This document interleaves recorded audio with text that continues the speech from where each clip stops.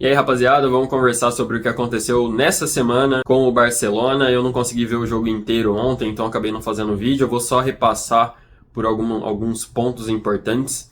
Primeiro, foi um jogo difícil num campo muito complicado de se jogar, que é o San Mamés contra o Athletic Bilbao. 1-0, um jogo, como eu disse, muito difícil, que foi destravado pela genialidade do Lamine Yamal. É um Barça misto que chegou com as pernas pesadas pelo jogo complicado que fez no Camp Nou no meio da semana, né, na Copa do Rei, tentou o milagre, foi até o seu limite, inclusive com alguns jogadores, por exemplo, o Pedri, que não iam jogar 90 minutos, acabaram jogando até mais. Então realmente o Barcelona foi até o seu limite, chegou muito cansado para o jogo de ontem, não jogou bem, também sem os titulares, cansado, a gente entende, isso faz parte num campo difícil que é o San Mamés, jogar como visitante lá.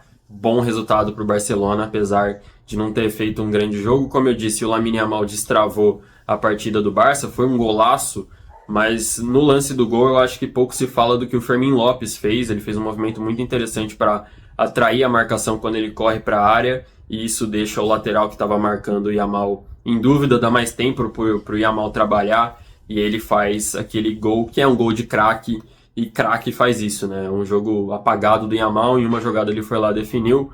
1-0 para o Barcelona, que está a 4 pontos de vantagem do Real Madrid, por pouco não ficou a 6, porque o Real jogou na sexta, um jogo contra o Celta de Vigo muito mal, e quase por muito pouco não empata o jogo e tropeça, porque sai um gol do Valverde no finalzinho, que é quase um acidente, né? Uma bola que ele chuta ali e desvia. O desvio acaba matando o goleiro na jogada, e o Real Madrid conseguiu seus 3 pontinhos também, mas é uma fase do Campeonato Espanhol que dá a impressão que o Barça vai dominar cada rodada, porque o Real Madrid tem muitos desfalques, o Rodrigo se machucou, inclusive perde Copa do Mundo, o Mbappé a gente nem sabe quando vai voltar a jogar, e o Real Madrid não joga bem, acabou de trocar de treinador, né? É uma temporada muito complicada do Real, que nesse momento não parece favorito contra o City na Champions, e no Campeonato Espanhol, a 4 pontos do Barça, não dá a impressão que vai chegar pelo contexto. Então, foi muito boa a rodada para o Barcelona de ganhar o seu jogo difícil e de ver o Real Madrid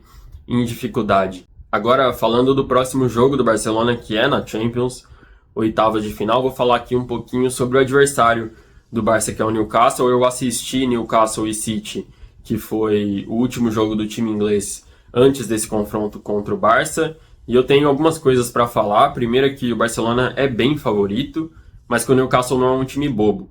Eu peguei para ver ontem de noite essa reprise do Newcastle, porque eu não tive oportunidade de ver o jogo ao vivo, mas o que eu notei foram 30 minutos muito bons do Newcastle contra o City, de domínio e inclusive abrindo o placar. Era um jogo que parecia que o Newcastle ia realmente se classificar, né? A competição era a FA Cup, o jogo foi na casa do Newcastle. Tenho 3 coisas para destacar aqui, que é a pressão que o Newcastle fez no City na saída de bola. O time do Guardiola não conseguia sair bem com a bola e muitas vezes perdia a posse no campo de defesa. O Newcastle, por vezes, deixou o City em posição complicada.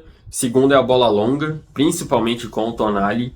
O Newcastle é um time que é muito direto, ele não vai ficar rodando muita bola, trabalhando muito, gosta desses lançamentos. E a principal chave é o Sandro Tonali. O Newcastle recuperou a bola no Tonali para ele lançar algum dos pontas ou do centroavante, e assim que sai o primeiro gol, que foi o único gol do Newcastle na partida, né? Lançamento do Tonali, um baita lançamento, inclusive o Tonali é muito bom de bola. Bom lançamento para o Barnes, que abre o placar. E o terceiro ponto é bolas paradas, que eu acho que o Newcastle conseguiu agredir o City de alguma forma nesse tipo de jogada, que pode agredir o Barcelona, que defende mal ainda bolas paradas. Eu acho que é um dos pontos que o Barça precisa melhorar, né? A bola parada defensiva nessa temporada.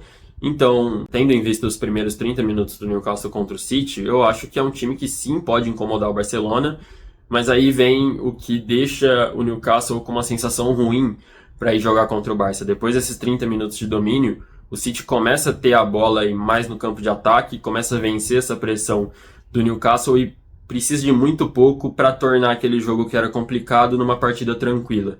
Logo empata o jogo com o Savinho, estava aparecendo muito nessa partida do City, mas tendo muita dificuldade com a dobra da marcação de Lewis Hall, vamos lembrar os nomes agora, Lewis Hall e Barnes ali pelo lado esquerdo. O City consegue, depois de ter um tempo de posse de bola mais longa, chegar no gol do Newcastle e os dois primeiros gols do City saíram nessa jogada de levar para a linha de fundo e cruzar para o meio. Logo no início do segundo tempo, o Marmoush faz o segundo gol e depois daí tem muito pouco do Newcastle. Como eu disse, precisou de pouquíssimo do City para conseguir inverter essa situação na partida. O terceiro gol é do Marmoush também, é um golaço, mas como eu disse, a partir daí o Newcastle não consegue fazer mais quase nada, porque ou o City tem a bola no campo de ataque e o Newcastle não tem recurso para recuperar e contra-atacar, ou o City estava colocadinho ali no seu campo de defesa, todo agrupado, e o Newcastle não tinha recurso também para abrir essa defesa, então ficou um jogo muito complicado. Não passou perto de se classificar, mas fez esses primeiros 30 minutos que foram muito bons e que podem mostrar que o Newcastle pode até fazer alguma coisa contra o Barça, mas, de novo, o Barcelona é muito favorito. A gente espera que não seja um jogo tão complicado mesmo, essa primeira partida sendo na Inglaterra. No geral era isso. Outro destaque que eu esqueci é que do Barcelona, que jogou cansado contra o Athletic Clube, não teve dois dos seus principais laterais, né? O Baldé e o Koundé se machucaram no jogo contra o Atlético de Madrid, então o Flick teve que achar outras soluções para a posição das laterais. Agora o Cancelo vai ser muito utilizado e vai ser muito importante. Do outro lado pode jogar o Gerard Martin, o Eric Garcia também pode fazer essa função, mas é certamente um ponto que incomoda o Barcelona, que usa muito seus laterais, principalmente o Balde pela esquerda, que é um cara que usa muito corredor, sobe bastante para o ataque. Eles não vão estar disponíveis com lesões musculares, além também da ausência do Frenkie de Jong, essa que eu acho que é até menos preocupante pela boa fase do Marc Bernal, que vem jogando muito bem.